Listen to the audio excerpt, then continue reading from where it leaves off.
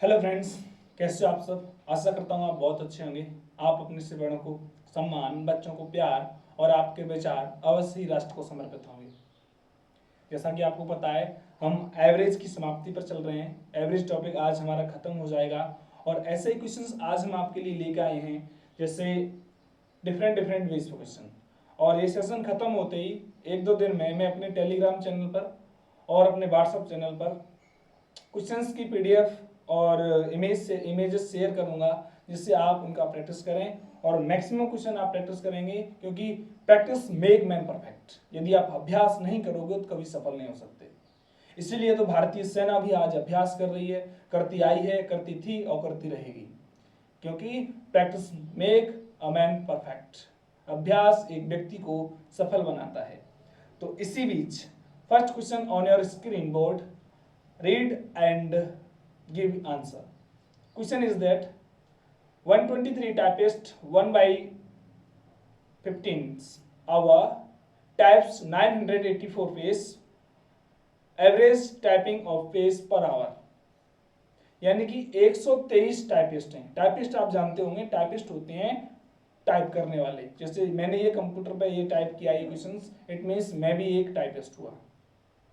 समझे? It means मैं भी क्या हुआ, टाइपिस्ट हुआ। 1/15 घंटे में 984 पेज टाइप करते हैं। 984 पेज टाइप करते हैं। औसतन 1 मिनट में कितने पेज टाइप करेंगे? मतलब हमें बताना है कि 1 मिनट में कितने पेज टाइप करेंगे। तो सबसे पहले हमें यह निकालना पड़ेगा कि 1 मिनट में कितने पेज टाइप हो रहे हैं। 1 मिनट में कितने पेज टाइप हो रहे हैं। तो सॉल्यूशन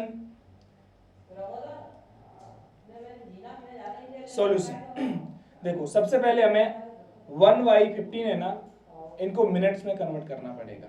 तो 100 का, 100 का, 60 का, 120 का, 180 का, बताओ कितने का मल्टीप्लाई करेंगे। तो टाइपिस्ट की संख्या कितनी है ये हमें कोई मतलब नहीं है इससे, ये हमें केवल कंफ्यूज करने के लिए दिया गया है। टाइपिस्ट, अच्छा टोटल पेज कितने हमारे पास?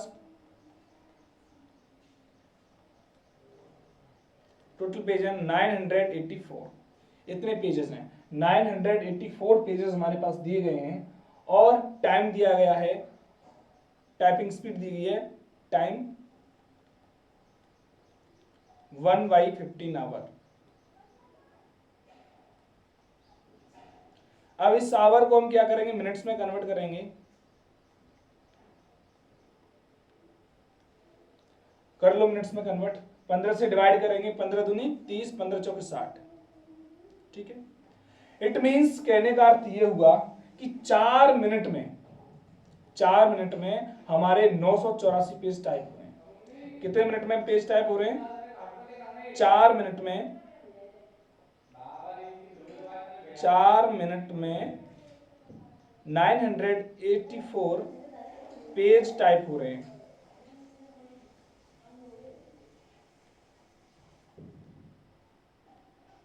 हमसे पूछा क्या गया है कि औसतन 1 मिनट में कितना पेज टाइप होंगे। तो 4 से हम 984 को क्या कर देंगे, डिवाइड कर देंगे और औसतन हमारे पास आ जाएगा। तो हम निकालेंगे 1 मिनट में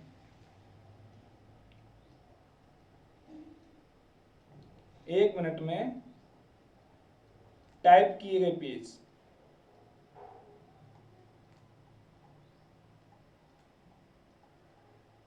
क्या रहेंगे 1 मिनट में टाइप किए गए पेज हमारे पास रहेंगे 984 divided by 4 is equal to 2, और ये वो हुए हमारे 18, तो 16 और 3 243 पेज। ये हमारा क्या रहेगा, आंसर। कोई शक नहीं है तो इसको अभी अभी क्या कर दो, सब्सक्राइब कर दो, क्योंकि अब आप देख रहे होंगे क्वालिटी और कंटेंट दोनों ही नेक्स्ट लेवल है। पहले केवल कंटेंट ही था, अब क्वालिटी भी हमने इंक्रीज कर दी है।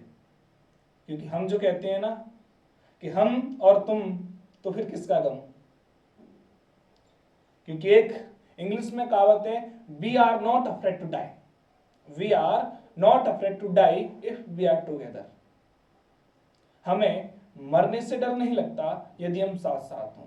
ये क्योंकि इस सेंटेंस मैंने अभी जो कहा है वो क्यों कहा है, क्योंकि अभी ना वॉर जैसे हालात बन रहे हैं और 7 तारीख को यानी कि कल हमारी भारतीय सेना मॉक ड्रिल की अभ्यास कराएगी हमें कि युद्ध के समय में हमें कैसे छुपना है, कैसे बचना है। ठीक है, बीच बीच में हमारा युद्ध एक ये भी है। नेक्स्ट क्वेश्चन की तरफ हम चलते हैं। क्वेश्चन नंबर 2 देखो, क्वेश्चन नंबर 2 में हमसे कहा गया है कि 30 की पावर 20, 30 की पावर 40 एंड 30 की पावर 50 का एवरेज क्या है। What is the average of power of 30 power 30 power 20, 30 power 40 and 30 power 50। हमें ज्ञात करना है कि इनका औसत क्या होगा, क्योंकि सामान्यतः हम जानते हैं, क्या जानते हैं कि औसत का फॉर्मूला हमारे पास क्या है कि राशियों का योग अपॉन राशियों की संख्या। सबसे पहले हम इनका क्या करेंगे, योग करेंगे। क्या करेंगे, योग। और योग चाहे राशियों को करें या खुद का करें, योग हमेशा ही लाभदायक रहता है। जब योग बनता है ना तो लाभदायक ही रहता है, चाहे आप शारीरिक योगाभ्यास करें या ये योग करें। ठीक है, सॉल्यूशन इज दैट, सॉल्यूशन है हमारे पास क्या होता है, राशियों का योग। राशि हमारे पास कितनी है, 30 की पावर 20 है कि नहीं है, 30 की पावर 40 है कि नहीं है, और 30 की पावर 50 अपॉन कितनी राशि हमारे पास, 3। कितनी राशि हमारे पास, 3। अब एक बात, एलसीएम एचसीएफ नहीं निकाल रहे, तो हम क्या करेंगे, 30 की पावर 20, 40 और 60, 50 का हम एवरेज लेके लगा दें, वो हमारा क्या हो जाएगा, एग्जैक्टली रॉन्ग हो जाएगा। उसमें एक ऑप्शन दिया गया होगा ना, उसमें एक ऑप्शन उसका भी दिया गया होगा, किसका, एक ऑप्शन उसका एचसीएफ निकाल के दिया गया होगा, जैसे 20, 40, 60, 60 और 5 110, इसका एवरेज वो दे दिया जाएगा, एचसीएफ निकाल के दे दिया जाएगा, और मैक्सिमम स्टूडेंट्स जो होंगे उसे टिक करके आएंगे, जो कि सरासर क्या रहेगा, गलत रहेगा। तो हमें ये चीज ध्यान रखनी है कि हमें एवरेज पूछा जा रहा है या एलसीएम और एचसीएफ पूछा जा रहा है, समझे। ठीक है, अच्छा, जब हम घातांक और करणी सीखेंगे तो हम जानते हैं, क्या जानते हैं, इसको हम ऐसे भी लिख सकते हैं क्या, 3 × 10 की पावर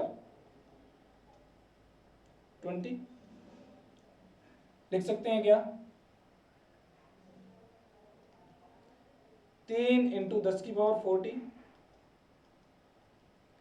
लिख सकते हैं क्या, 3 × 10 की पावर 50 लिख सकते हैं क्या।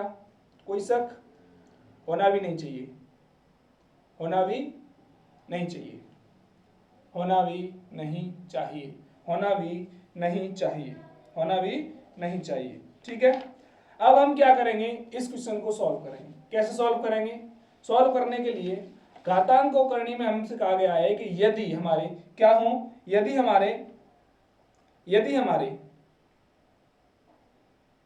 आधार केशियों समान हो, आधार केशियों समान हो तो अंश हैं यदि गुणा में जुड़ जाते हैं, डिवाइड में क्या हो जाते हैं, कम हो जाते हैं। तो देखो हमारे पास इसका एवरेज, आगे इसको हम सॉल्व करके इसको ऐसे लिख सकते हैं, 30 पावर 20 मल्टीप्लाई 10 की पावर 20 लिख सकते हैं, इधर 30 की पावर 40 मल्टीप्लाई 10 की पावर 40 लिख सकते हैं, प्लस 30 की पावर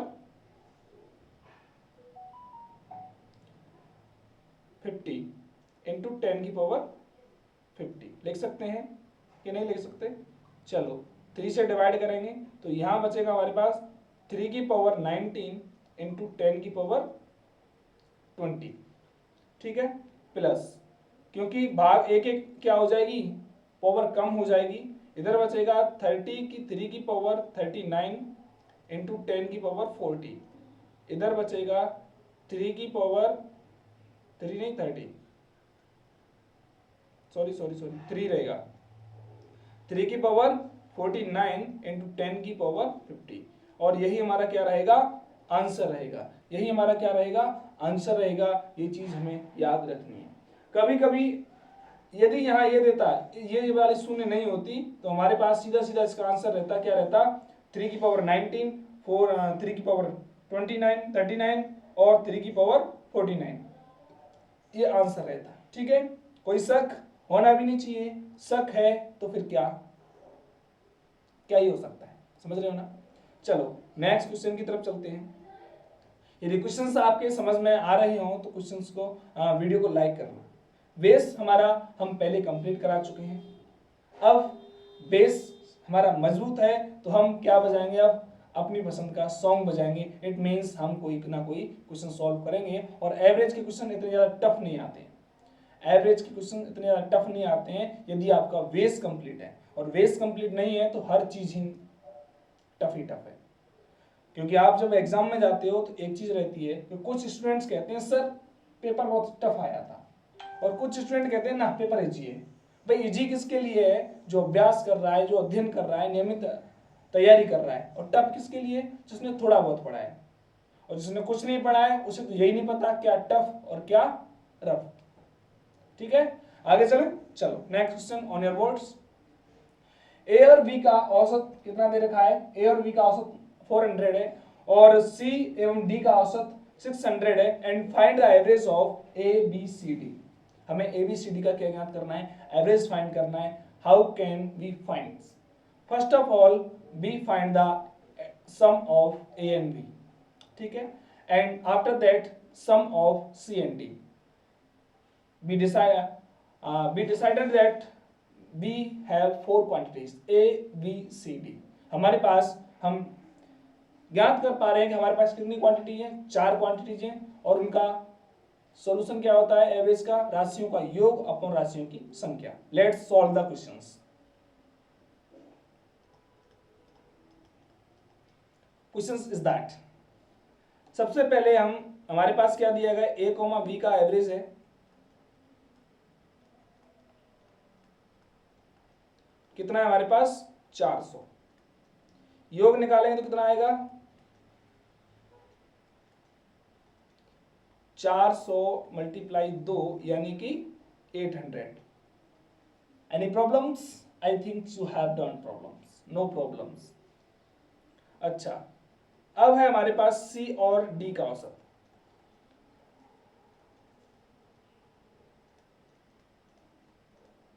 कितना है हमारे पास, 600। Then we find sum of C and D.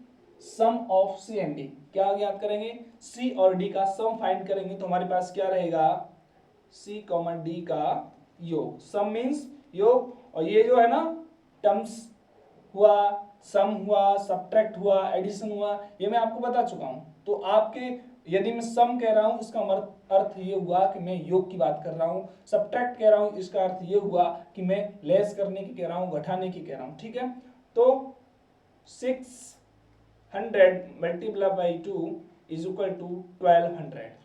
ठीक है, then we find the average of A B C D.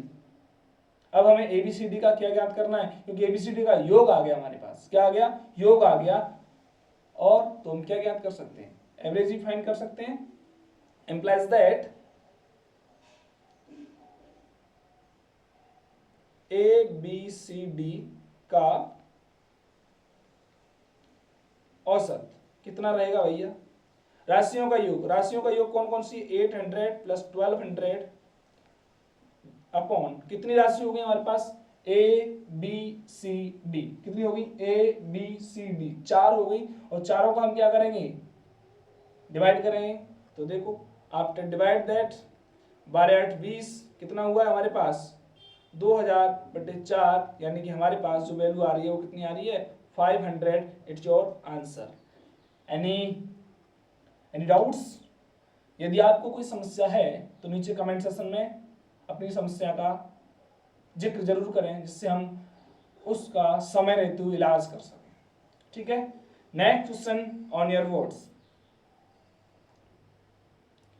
ए और 11 23 और 17 का औसत हमारे पास 15 दे रखा है।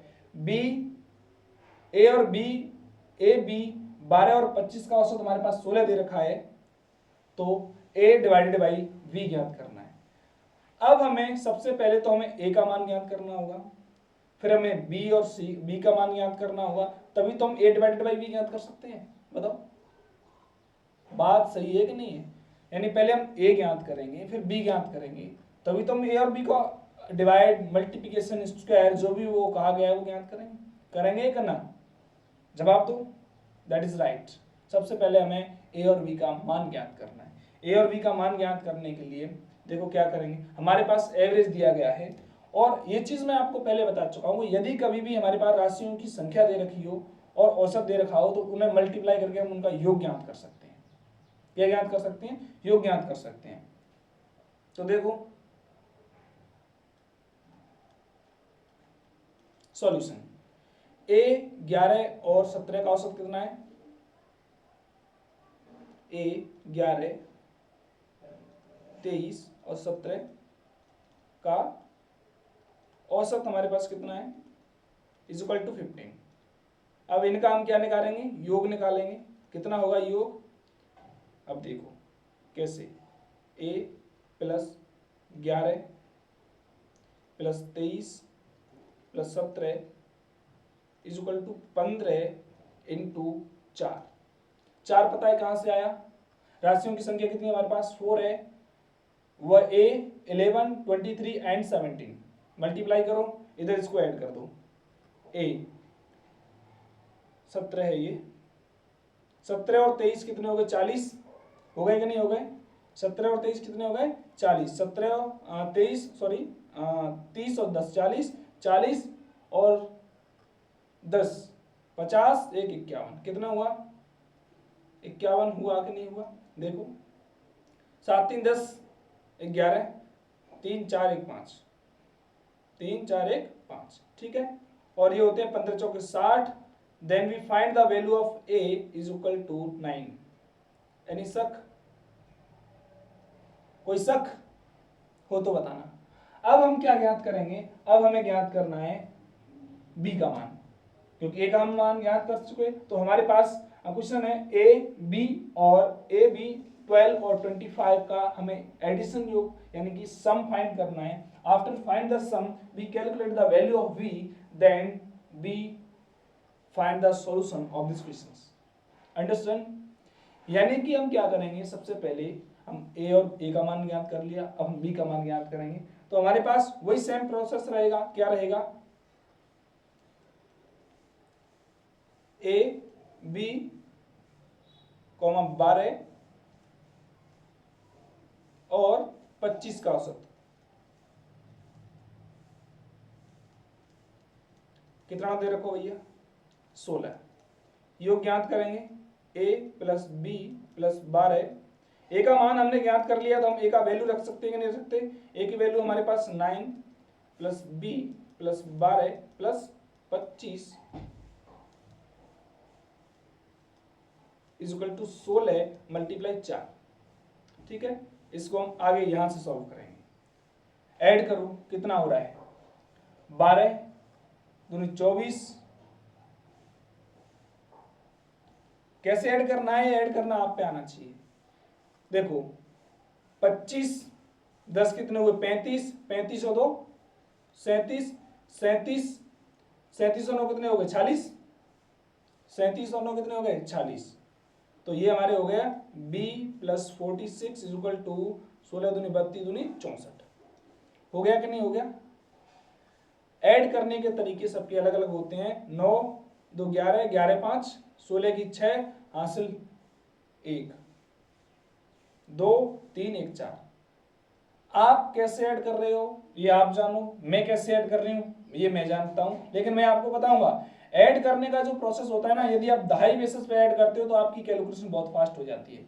यदि आप नॉर्मल बेस में जैसे हमने ज्ञात किया उंगलियों पर गिनते हैं 12 13 14 15, तो ये प्रोसेस बहुत लॉन्ग हो जाता है। सिंपल है लेकिन लॉन्ग है, वो टफ है लेकिन शॉर्ट है, और टफ जब तक कठिनाइयां नहीं लोगे तब तक आप निखर नहीं सकते, ठीक है। a अपॉन v का हमने क्या निकाल लिया? a अपॉन b का भी मान निकालेंगे। सबसे पहले हमें v की वैल्यू फाइंड करनी है। तो v is equal to 64 minus 46, then we find the value of v। कितने हुए? 14 में से 6 गए तो कितने बचे हमारे पास? 8 बचे कि नहीं बचे? अच्छा जी, और इधर कितना बचा? 1, समझे? देन हमें फाइंड क्या करना है? हमारे क्वेश्चन में दिया गया है a अपॉन v फाइंड करना है। क्या फाइंड करना है, क्वेश्चन में दिया गया है a अपॉन v फाइंड करना है। a अपॉन v फाइंड करने के लिए a की वैल्यू हमारे पास 9 है, a अपॉन v बराबर 9/18, b का मान 18 ले लिया, यानी कि इसको 1/2 ये हमारा क्या रहेगा, आंसर रहेगा। बोलो कोई शक, बोलो कोई शक। ये हमने a अपॉन v की वैल्यू फाइंड कर ली। ये क्वेश्चन हमारा 4वां क्वेश्चन है। सारे क्वेश्चंस बहुत ही अच्छे क्वेश्चंस हैं। आप देखेंगे नेक्स्ट क्वेश्चंस जो हमारे डिस्प्ले पर दिया गया है, यदि प्रथम 100 सम संख्याओं का माध्य क्या है, m है, प्रथम 100 सम संख्याओं का माध्य m है, तो 100 विषम संख्याओं का औसत या माध्य कितना होगा। सिंपल, सम और विषम संख्याओं में क्रमागत हमने सम और विषम संख्याएं ले ली, उसमें अंतर कितना रहेगा, कितना रहेगा, 1 का अंतर रहेगा। तो सॉल्यूशन हम देते हैं, देखो प्रथम 100 सम संख्याओं का माध्य कितना है,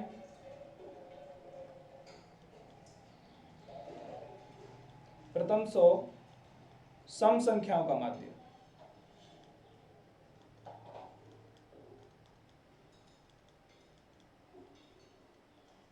कितना है हमारे पास, 100, सॉरी 100 नहीं है, क्या है, m, क्या है हमारे पास, m, फर्स्ट 100, ठीक है। और क्योंकि हम जानते हैं सम और विषम में अंतर क्या होता है, सम और विषम में अंतर 1 का होता है, क्रमागत सम और विषम में अंतर कितने का होता है, 1 का, ठीक है। तो हम प्रथम 100 विषम संख्याओं का औसत क्या रहेगा, n मान लिया, ठीक है। क्या मान लिया हमने, n मान लिया, क्योंकि m और n में अंतर क्या रहता है, 1 का रहता है कि नहीं रहता। तो देखो, तो माना क्या है n, तो n plus 1 is equal to m, क्योंकि n प्लस 1 यदि हम विषम संख्या में 1 ऐड कर देंगे, क्या कर देंगे, 1 ऐड कर देंगे, क्या कर देंगे, 1 ऐड कर देंगे, तो हमारे पास सम संख्या होगी। यदि हम सम संख्या में 1 ऐड कर दें तो हमारे पास क्या रहेगी, विषम संख्या रहेगी, यानी कि एवरेज में अंतर कितने का रहेगा, 1 का रहेगा। तो n बराबर हमारे पास जो वैल्यू आएगी m-1 आएगी, ये रहा आपका आंसर, ठीक है। कोई शक, चलो नेक्स्ट क्वेश्चन हमारे सामने दिया गया है, क्वेश्चन नंबर 6। प्रथम 45 प्राकृतिक संख्याओं के वर्गों का औसत ज्ञात कीजिए। प्रथम 45 प्राकृतिक संख्याओं के वर्गों का औसत ज्ञात कीजिए। कर सकते हो ज्ञात, कर ही सकते हो, कोई दिक्कत ही नहीं है। देखो कैसे ज्ञात करोगे, क्योंकि हमारे पास एक फॉर्मूला था, वो फॉर्मूला क्या था, प्राकृत संख्याओं के वर्गों का औसत। मैं लिखा चुका हूं, पहले करा चुका हूं। यदि आपने बेसिक कंप्लीट नहीं किया है तो आप क्या कर सकते हो, प्रीवियस वीडियो में जाएं, प्लेलिस्ट में जाएं, वहां से जाके आप इनको चेकआउट कर सकते हो। कोई शक होना भी नहीं चाहिए, ठीक। लगातार प्राकृत संख्याओं के वर्गों का औसत क्या था हमारे पास, या प्रथम कह सकते हैं, ठीक है। लगातार प्राकृत संख्याओं के वर्गों का औसत इज इक्वल टू क्या था हमारे पास, n+1 2n+1 डिवाइडेड बाई 6। यही था ना, यही था या नहीं था, यही था, यही है, ठीक है। अब यहां मान रखेंगे 45 + 1, ठीक है। 45 multiply by 2 + 1 is equal upon 6 is equal to 46 into 91 divided by 6, यानी कि ये हो गए 23 इंटू 91 डिवाइडेड बाई 3, यानी मैंने क्या कर दिया, इसको 2 से काट दिया, इसको भी 2 से काट दिया, 23 टाइम्स। अब इसको हम क्या करेंगे, मल्टीप्लाई करेंगे। मल्टीप्लाई करने का सबका तरीका अलग अलग होता है। 91 मल्टीप्लाई बाई 23 करेंगे तो 91 दो, एक मिनट,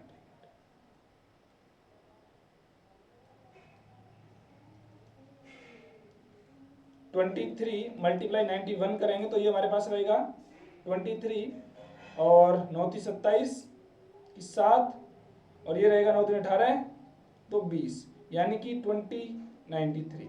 ठीक है, कैलकुलेशन आप किसी भी तरीके से कर सकते हो, लेकिन कैलकुलेटर को छोड़ देना। कैलकुलेटर को क्या कर देना, छोड़ देना। कैलकुलेशन आप किसी भी तरीके से कर सकते हो। ठीक है, किसी भी तरीके से कर सकते हो, ये प्रोसेस आपका रहेगा, कोई शक होना भी नहीं चाहिए। हमारे पास कितना आ गया 2393।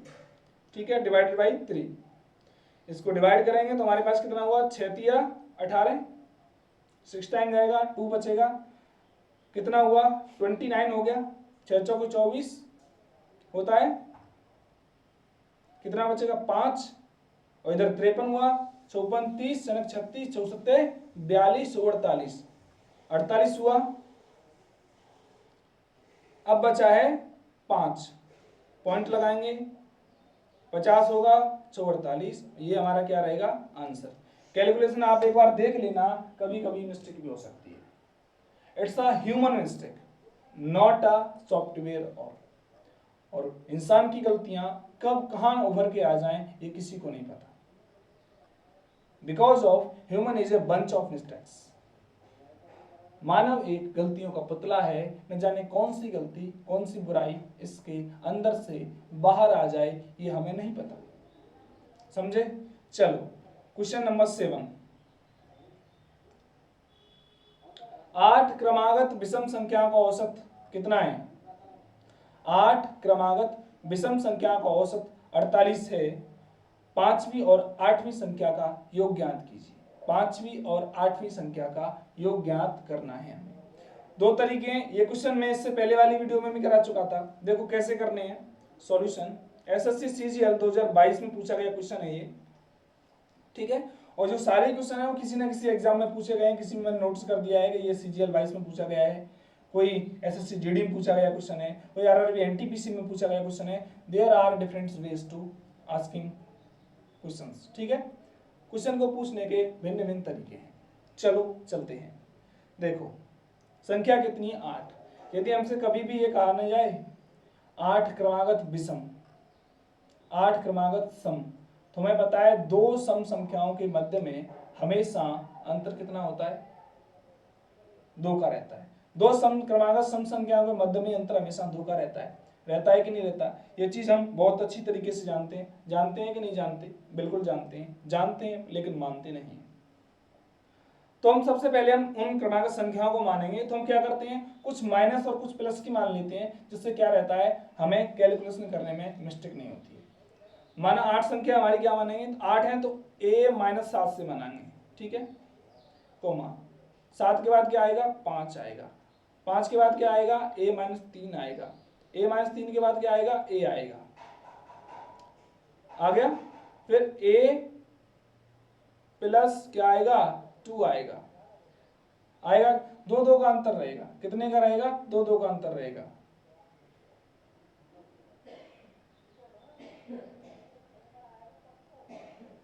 यह आएगा a+1। ठीक है, फिर आएगा a-1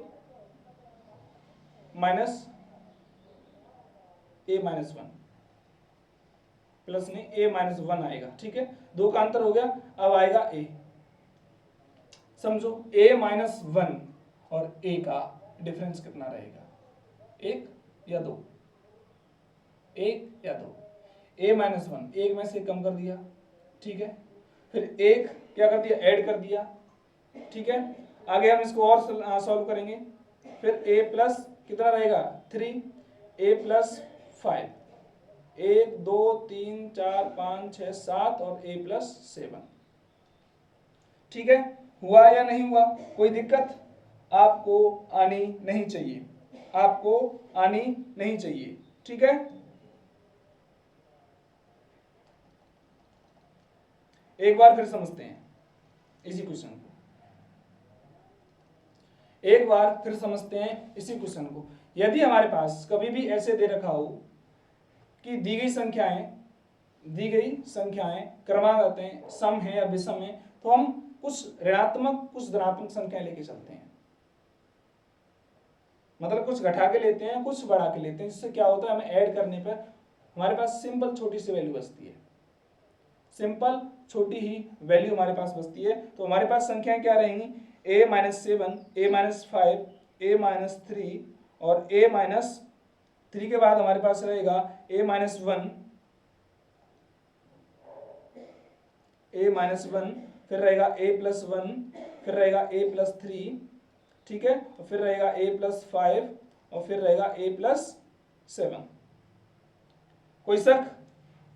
क्योंकि a-1 और a इसमें तो अंतर 1 का रहेगा और a-1 और a+1 इसमें अंतर 2 का रहेगा। ठीक है, इनका औसत कितना दे रखा है हमारे पास? 48 है। कितना दे रखा है का औसत?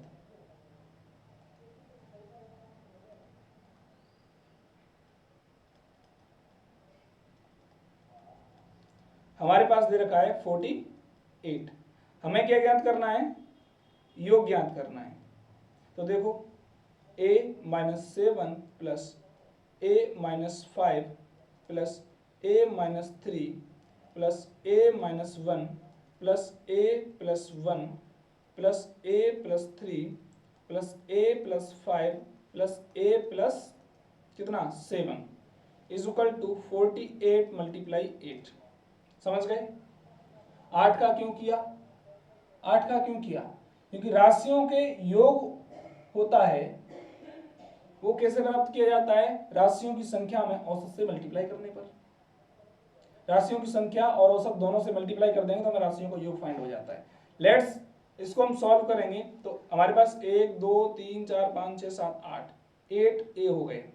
ठीक है, आगे हम इनको ऐड करेंगे तो हमारे पास कितना बच रहा है? हमारे पास कितना बच रहा है? देखो हमारे पास ये रहेगा 7 से 7 गया, गया कि नहीं गया? 5 से 5 गया, कलर चेंज कर लेता हूं जिससे आपको परेशानी ना हो।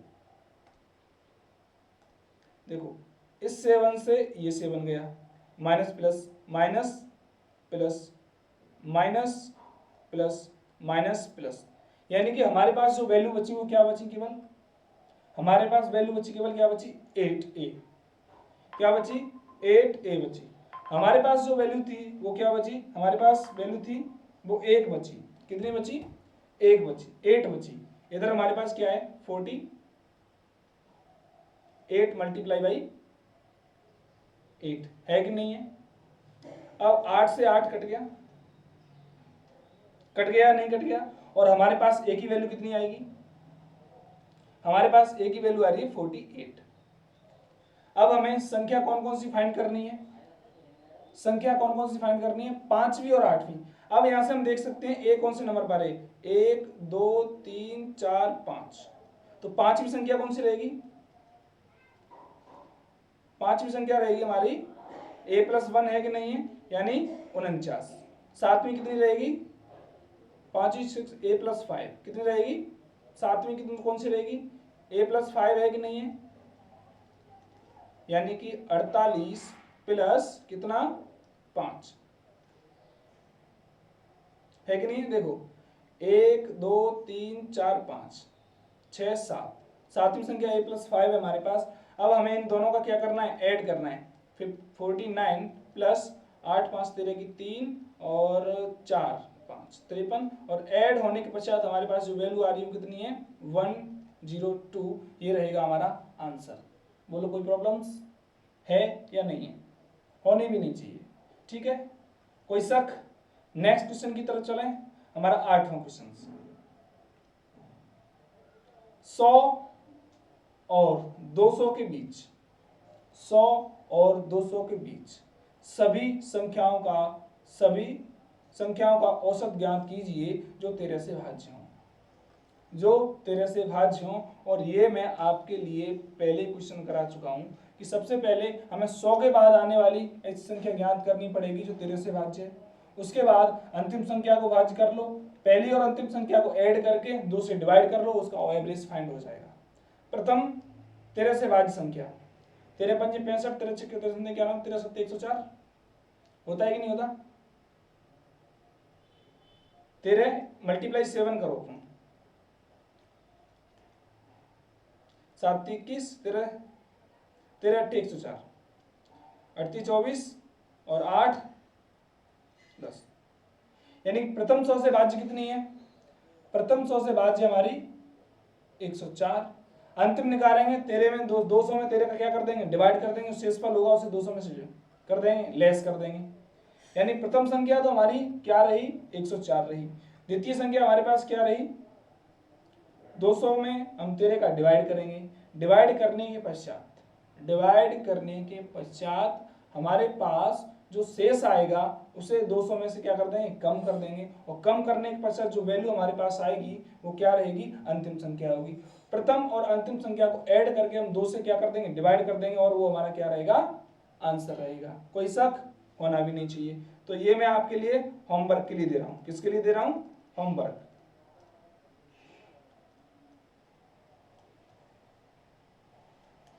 ठीक है, चलो, क्योंकि ऐसा क्वेश्चन मैं 2 क्वेश्चन पहले करा चुका हूं। अब 9th क्वेश्चन, कुछ लगातार सम संख्याओं का औसत 101 है, उनका योग ज्ञात कीजिए। कुछ लगातार सम संख्याओं का औसत 101 है। सोचने वाली बात है ना, सम संख्याएं हैं, हमें उनका योग ज्ञात करना है। एक बार मैं इस क्वेश्चन को चेक करता हूं, मुझे कुछ क्वेश्चन में टाइपिंग मिस्टेक लग रही है।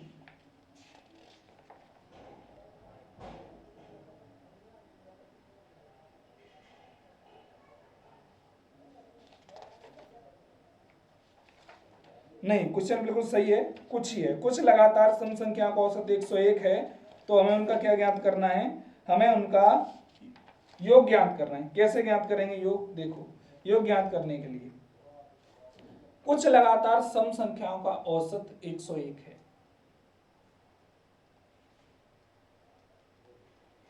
औसत क्या होता है? औसत क्या होता है?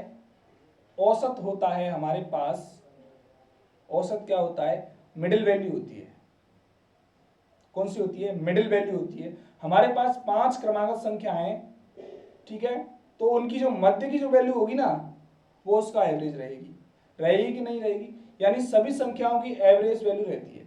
इट मीन्स कुछ लगातार सम संख्याओं का एवरेज हमारे पास 101 दे रखा है, अर्थात 100 जो है, क्योंकि सम संख्या है और सम संख्याओं का एवरेज हमेशा विषम आता है। ज्ञात करके देख लेना कभी भी। सम संख्या यदि आप फाइंड कर रहे हो, 2 सम संख्याओं का 2 और 4 ही ले लो, कितने हुए? 6 लिए। यदि हम इसका एवरेज फाइंड करेंगे ना, 4 और 2 6, 2 से डिवाइड करेंगे तो हमेशा जो वैल्यू आएगी वो विषम आएगी। इट मीन्स हमारे पास जो 101 है ना, ये 100 संख्याओं का एवरेज दे रखा है। यानी 50 इसके इधर होंगी और 50 इसके इधर होंगी। समझे कि नहीं समझे? अब देखो कैसे।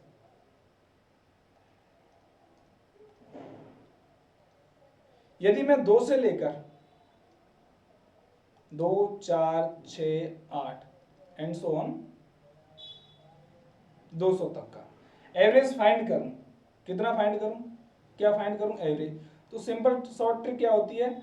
यदि अंतर कैसा है? समान है, तो हम क्या करते हैं? प्रथम और अंतिम को ऐड करके उसको क्या कर देते हैं? 2 से डिवाइड करते हैं। तो हमारे पास कितना रहा? 101। 101 रहा कि नहीं रहा? कोई शक होना भी नहीं चाहिए, कोई शक होना भी नहीं चाहिए। 101 रहा। अब 101 है, कितनी संख्याओं का? यानी 2 से लेकर हम 2 के अंतर पर 200 तक जा रहे हैं। इट मींस हमारे पास संख्याएं कितनी हुई? 100। तो 100 संख्याओं का क्वेश्चन में कहा गया है 100 संख्याओं का औसत 101 है। तो हमें इनका क्या ज्ञात करना है? एम्प्लाइज दैट 100 सम संख्याओं का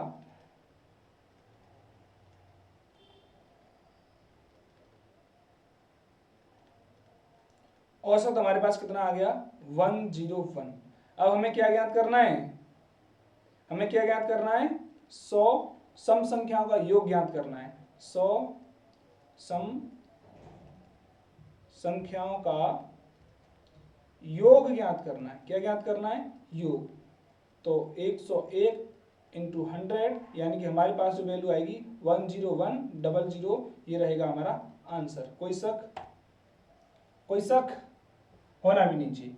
चलो नेक्स्ट क्वेश्चन की तरफ चलते हैं। क्वेश्चन नंबर हमारा 10 नंबर क्वेश्चन देखो, अच्छा ही क्वेश्चन है। एस संख्याओं का औसत आर की पावर 4 है। एस संख्याओं का औसत आर की पावर 4 है तथा एस संख्याओं का औसत आर की पावर एस की पावर 4 है। तो आर प्लस एस का एवरेज हमें फाइंड करना है। हमसे क्या कहा है कि एस संख्याओं का औसत, एस संख्याओं का औसत आर की पावर 4 दे रखा है।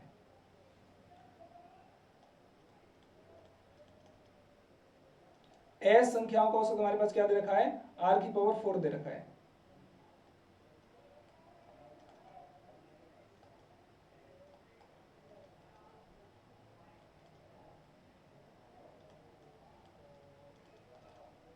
आर की पावर 4, तो योग कितना रहेगा,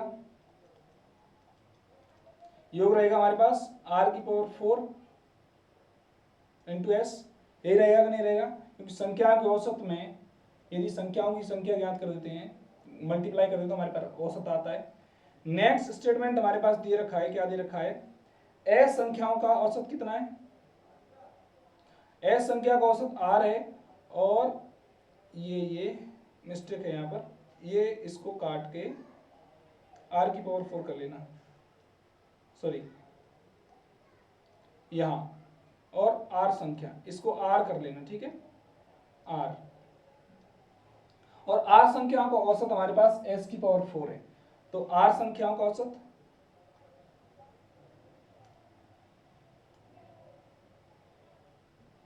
आर संख्याओं का औसत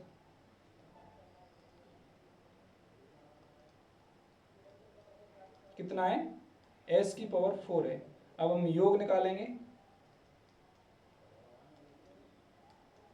योग क्या रहेगा आर एस 4 रहेगा कि नहीं रहेगा, आर एस की पावर 4।